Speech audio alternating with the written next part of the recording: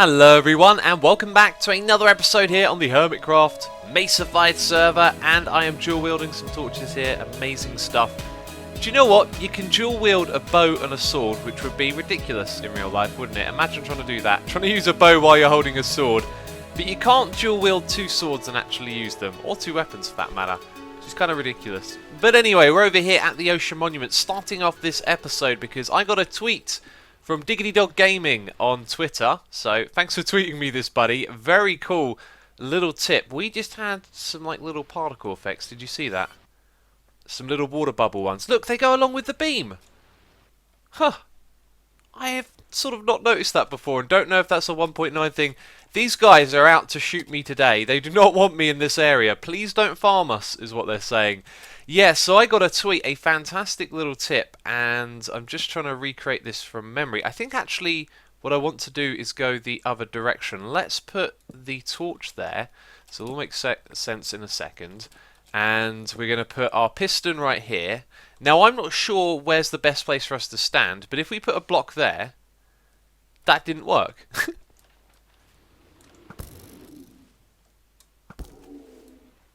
You have got to stop it. I tell you what, those particle bubble effects that are appearing, when you're looking the other way, there you go, right there on the screen, from behind, bam, you can see yourself getting targeted from behind. I don't know if that's intentional. If I were to turn around right now, we would see the bubbles on our screen. Right, go away. There are loads of them sort of escaping the area right where I want to work. Right, let me show you exactly how this is going to work. I forgot a piece of redstone here, so we put that in. We've got a redstone torch there and a block next to the redstone, so it'll power the piston. What we got to do is stand in this position and aim here. Now, what's important about where I'm aiming is that if we hold down right click, we're clicking on the side of the block like this. And because we're standing here, we can't therefore place a block by clicking on the side of it. So if we just sit here and hold down right click, it does all of the work for us because it's pushing it over to the side. So it's going to do that until the next one is filled up. And when that's filled up, it's then going to push it over again, right? Has it filled up? Yep. So now it's going to go down to the third one and fall all the way down. So this is a really great tip. This is sort of like your lazy way. You could just stand here holding right click while you concentrate on something else. There I am getting targeted again because I can see the bubbles on my screen. That is a pro tip for you right there. Getting targeted from behind, you can actually see it. Man, they're tricky to shoot when they're in water because the arrows lose so much momentum. Anyway, I have been to the desert again. I've harvested like a full inventory worth of sand, and I'm going to just place a fair bit more of it around here using this technique, which I thought I'd share with you. But otherwise, we're going to head back to the base and continue doing a little bit of work over there today. I've got some ideas for possibly a redstone project. So, taking things to the next level here, I've got myself a dropper, and I think you can do something pretty cool with this. If you put down the dropper right there, it's going to get powered every time you use this. So if we fill up some of this with sand, then it's going to give us a piece of sand every time we use it. Now, if we were to do this AFK, we need to be better prepared here, because those guardians keep trying to shoot me, which is annoying. But if you were to stand here, AFK, holding down right click, and make sure you've actually got like space in this slot right here to pick up sands, then each time you place one down, you're going to get one back, which means you can just sit here holding down right click for as long as you want, which is why the AFK thing will work. Now at some point the dropper's going to run out of sand, right? So you could put a hopper and chests behind it. That means, you know, you could have an insane amount of sand stored to be placed down. But the other problem is that the piston can only push 12 blocks across. So how many have we gone there? I'd guess about 8 or 9. And then when it reaches its limit, it's not going to push anymore. But you could like set up some little contraption just further ahead to take that block when it goes to the limit, like sort of push it along again, and then it could continue on its way. And it might be possible to do that with a small amount of redstone as well. So this is like a really great way of making things easier for yourself. Of course, if you can just set up your computer to hold down a key while you're AFK, this would be a great way to do it. So this episode we're going to try our hands at perhaps making a storage system in this area. Now if you saw what I did last season, my storage system was insane. It had lots and lots of features and things to it that would make it very impractical to build in this space. And I've just been looking at it and I've been realizing that these bits right here kind of make the room feel a little bit more narrower than it actually is. And there's probably a fair bit of room to have, let's say, a wall going along this side and hide a little bit of redstone behind it. And if you are wondering, yes, I've swapped out the nether brick. The nether brick was pretty much hated by everyone. I don't think I saw one comment saying, I really like that nether brick, but I saw lots and lots of comments saying, no, don't use the nether brick, it's not good. So we've tried this right here, which mixes well with the dark woods, but personally I just feel like green isn't a colour to throw in here, even though it sort of looks alright, so we'll probably swap that out with something else later on. Anyway, it's in this middle section right here that I think it will be most convenient to build some sort of storage system. We're going to have our redstone door over here. We're going to walk into like a foyer area and then turn right into what will be the storage area, and then probably after that we'll have a turning off to the left to go to the nether portal. I want to build something on the right, and then we'll probably have a staircase leading underground for any projects down there. So this is like the optimal spot in which to perhaps lay out some chests and whatnot. So what we did last season was have a big group of chests that were, let's see, 1, 2, 3, 4, 5, 6, 7 and 4 blocks tall, and they went backwards. So you had, you know, your chests and your trap chests alternating, and that was like a big lump of storage. And standing here I am wondering, was it 7 by 4 or was it a little bit bigger overall?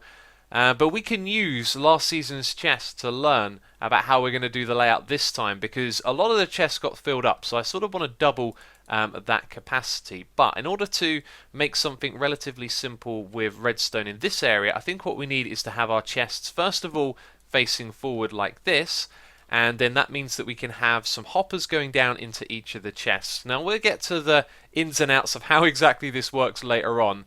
But then all I really need to know is if we can fit in a dropper elevator. So this will go upwards behind it, and the redstone for it won't fit in right there unless we bring it forward by one more block. Let's see, we have to have a comparator, and then we have our little redstone thing going up. I can't remember if it's 2 blocks or 3 blocks deep.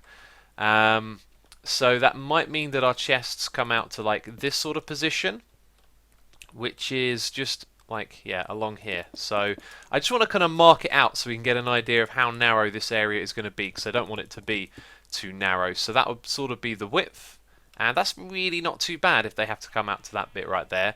So it should be really simple, because once the dropper elevator has done its thing, it's a silent one, there's a hopper at the top which is going to lead into the next set of chests, which will actually be just 1 block over like this.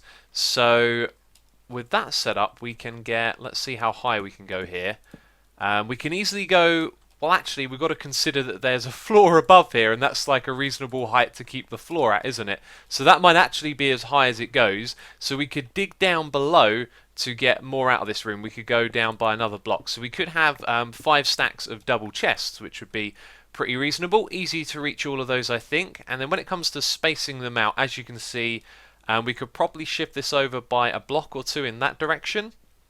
So last time we had 7 by 4, and what we can have here is 6 on one side, 6 on the other side, 12 by 5, which is probably going to be more than enough, but it will fit snugly into this area. Now when it comes to the redstone that comes behind this, I was sort of oversimplifying things in my mind a little bit. I was picturing us having the hoppers pointing down like this. Now if you've not seen this sort of system before, the idea is that your chests are full up with items. So if I just fill this thing up with netherrack as an example, the only thing that can go in there is netherrack if it were filled at the top, or netherrack and iron, you know. So then your iron's going to go into this one when the hopper behind it has an iron item that wants to go in that chest. So by filling up the chest, you're using it like a filter, and then the hoppers are sort of like, the items in them are looking into the chest in front if they can go in there. But of course you also need to lock the hoppers so that when they go in there they have time to look into the chest in front before the one below it takes the item from above, because otherwise they're just going to drop straight down. So we need a bit more redstone than expected for this, and I was looking at Tango's tutorial, and on his design there are 3 blocks of redstone behind it. I had to fall down there, didn't I? So it goes 3 deep, which means that to build this up in this position is going to be good for his design. However, his one isn't silent, so I'm sort of hoping that I can adapt it and try and fit it in this space right here, which will be a challenge. And challenges with redstone are, of course, really fun. But we could probably go ahead and use this as our design. Now let's say we ended up needing more space and we had to rebuild our chests a little bit. I think this would just be too narrow for the chests to be any closer into the middle, like if they were there and there. That's not terribly bad, actually. If it turns out that we need more space, I wouldn't feel so bad about moving those forward. But I'm happy to go ahead and move all of our items, because at the moment everything is just such a mess, and I've started to get to that point now where things are all over the place. So like in here I've got some wool and a few other items that I have to sort of remember where they are. We've got chests floating around out here. I've got chests down below. Just let me show you the situation here. This is full up. That's full up. This one's full up. I mean, it's all unorganized and terrible, and we need to start organizing it and get it ready for automation as well. So that's what we're going to do. We're going to build up this little room here, tidy up all of our chests, and get all of our items into the same place. So there it is, all of the chests in place. Gotta say, I like that. That is a lot of storage, but if we were to move this in by one more block on either side, I think that just would be too narrow. This feels kind of perfect right here.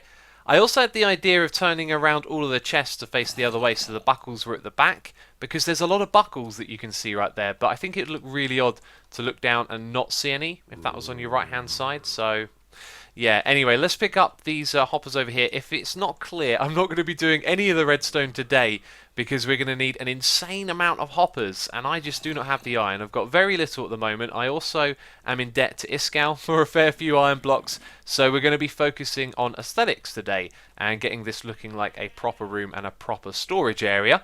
And of course we can start using this thing already, organise our items, get them in place for when all of the redstone is added later on. So we talked about it a couple of episodes back, the building process, and as I'm here messing around on play.xisumavoid.com, I was thinking, do you know what, I should really talk about this because I'm just messing around with a lot of ideas here. So I really love the idea of having droppers down the side here, which may be a problem later on when we add some redstone, but it looks really cool. And then I thought, well, we need to put lighting in, so I threw in some sea lanterns, and it creates this pattern fairly quickly, which I don't like. It's a bit too repetitive there. We could also put some item frames on the sea lanterns to calm them down a little bit, but it throws some green in there, and I'm wondering if we should embrace that with some dark prismarine, as you can see here. But there's other colours and stuff that I'm messing around with. I am not going to put bricks in here. At some point I really want to use bricks in a build, but I love the arrangement right here to break up the flow of the flat floor. I've just rotated some stairs like that, so you can see this one here is thinner at the end, and then that one's fatter and then thinner again. I think it looks real cool. I kind of like the orange of wood down the bottom here as well, and the ceiling is the one thing I'm settled on. It's just the colours and textures. So the spruce wood is all good. This darker colour goes well with it, and so does the orange here as well. I'm a big fan of this texture. Just you have to be careful when you choose to use it, and I think it looks good against the spruce, but I reckon the real deal here is that we need a different texture altogether because it's the wood planks the whole way through. So they're the kind of ideas that I'm playing around with at the moment, and I think that this here is a little bit too flat, so I wanted to knock it down a bit, and from here, you know, you can open the chests, but then having it flat all the way across, it's a little bit plain, and these stairs here just don't quite look right. So, you know, whatever it is we're going to build, it takes a long time to get there. You have to play around with stuff for a while, and you can see here just having flat slabs doesn't look so great. So we do need something down here on the floor. I could spend all day doing this, believe me, trying all sorts of combinations, but I believe it's this one right here that we're going to go with. And you know what, maybe actually I'll get rid of this sandstone right here, but I've gone through a few more ideas. Yes, that definitely looks better. And over here we tried it with the acacia wood down the side there, which sort of looks alright. And over here hay bales as well, which actually look quite interesting as a pillar upwards. If I remove the signs there, you can see how that looks pretty cool next to the chest. However, it didn't really transition into the roof very well, so I feel like that's something we should remember for another day. That's a nice little texture there. Just, I don't know, goes well with the chest because they're similar shade, like yellow and brown, and just not so well with the roof. But I just really want to use the baked bean wood. I can't help it. This orange colour right here, I really like it, and so we're going to go with this one right here. So I just don't know. I cannot make up my mind with this build, and I've changed it again. Decided to go with the hay bales. I felt it was important to try it since it's something we haven't really built before, or built with even. And I reckon it's going to look alright for the meantime, but we might sort of come back here and make some modifications as we go along, because, I don't know, still doesn't feel quite right. So let's put in these last few right here. I've just been over at Impulse's little micro farm, and yeah, using that to get myself tons of wheat.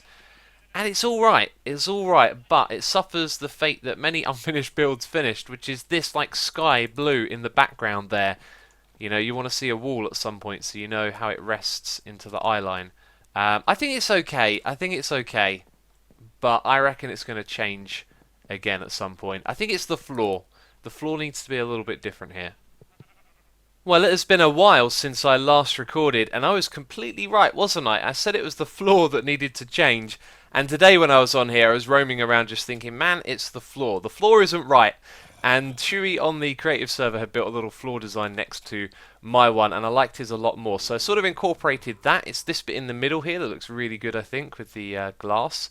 And then I threw in some cracked stone bricks and some of these as well just to break it up. And it looks decent. However, I must say, the cracked stone bricks, they're good for adding in a little bit of variety, but they sort of suit the outside of buildings a bit more, where they've been run down. On the inside, it kind of makes it look a little bit older than it maybe should be. This happens quite frequently. A skeleton drops down out of nowhere and shoots me, and before you know it, he's dead. Because once they land a shot on you, they're pretty much one-hit kill if they get hit by the thorns, because they've taken some damage. And man, they are just up there somewhere, always ready to drop down. I need to light up the upper areas. So anyway, this is the floor. I also tried it with wood as well. I had spruce wood everywhere, dark oak planks on this side here, and then spruce wood facing upwards on these little bits, sort of with the same pattern, and it kind of worked, but this definitely looks better, so I'm happy with that. It's going pretty well. So taking a break from the storage shenanigans, we're back over here at the Ocean Monument, and we did a live stream recently. Some of you may have seen it, you may know exactly what I'm about to tell you. I've made some progress over here, but we've also built a temporary guardian farm. Now this is tweeted to me by my buddy Nembom MC, or is it Nenbon? I can never remember the correct way to say it. But basically, he just sort of pointed out you can make a small temporary guardian farm while you're working in the area. And I will not ignore Cubfan. I'll get back to him in a moment. Don't you worry about it. And yeah, that's literally what we've done. We sort of extended this out here, so we've got a nice drop where the front of the temple is. And then just set up a small spawning chamber. And at the bottom of it is lava, so the guardians will spawn here. We're not going to see any like spawn right now, by the way, because I'm too close to the farm. But in theory, a few can spawn there. They'll drop down into lava, and below that there's some hoppers to collect the items. So while we're working in and around this area, we should start to get a few drops from it, which is a good thing, obviously. And of course, the only thing we've got so far is glass, which is not what Guardians drop, so that's me. I put that in there. Let's fill this up at the front. But yeah, really great idea. Just the problem is we hang out right next to it most of the time, so you need to put some distance between yourself and a farm to get mobs spawning. And obviously there's still a large area around here. But as we go along, you know, we'll get a few guardians spawning in there, and we can start to collect some drops. So we are now over at the shield shop. I've made some changes to the north, south, east and west shields that we had. They were of course temporary and ugly, but we've got a really suitable replacement right here. And I've changed the way that I've done this as well. So many of you were saying it was silly the way that I'd set it up. So this is facing in the direction of west, but many of you said it would make much more sense to see the direction that we're facing. So we're facing east, and that's the east sign that we're seeing right there. So this is supposed to be a sunrise because the sunrise is in the east. I'd say it needs a little bit of work. Out of all of these, that one's probably the weakest, but these designs are amazing. And they were also sent to me by a Twitch subscriber of mine, MCFX. So if you're watching, buddy, thank you for this. They are really, really great. This one over here is terrific. This is south, and you got sand or beaches for south. If you live in the northern hemisphere and then you travel south, you're going to come to hotter regions, so you're more likely to find sandy beaches. That's the way I sort of interpreted this one. So what we're going to do up here is put down some string, if it will let me, around the green here, and then in the middle put some vines, and that really just adds a very nice layer of detail right there. So going around to the other side, we're going to have west, of course, will be the next one over here. This is where the sun sets, and this one is my favourite. I think that's the strongest one. You can clearly see it's the sun setting, so you know you're facing west. And then last of all, we got north. And again, if you live in the northern hemisphere and you travel north, then you're going to find snow at some point. That doesn't make 100% sense, does it? But the further north you go, the more likely you are to find snow. And apparently, I have run out of light blue wool. I seem to remember putting those blocks in, but apparently not. You know, I ran out, I crafted some and went over and placed them. I've managed to miss those, but anyway, that's north right there. We don't actually need to pillar up here for any other reason. And so those are the changes that have been made. I've also started a little bit of work in the live stream on sort of terraforming this area, but I'll probably show you that more when it's done. What I want to do around the outside of the building is have a few ponds and bits of wildlife, something like that. So it's been a shorter episode than usual, I know, but that's just where things have led us, and it's time for me to upload the video. So we got this storage area done. I really probably spent way too much time in creative playing around with all the different designs. I can get carried away with that because there are so many combinations of blocks, but I am happy with this right here. Let me know what you think of it with a comment down below, and if you enjoyed the video, leave a like. As always, thank you so much for the support on these videos. Hope you're enjoying the 4th season of Hermitcraft. I'm loving it, and I'll see you in the next episode. So thanks for watching, and I'll catch you next time. Bye bye.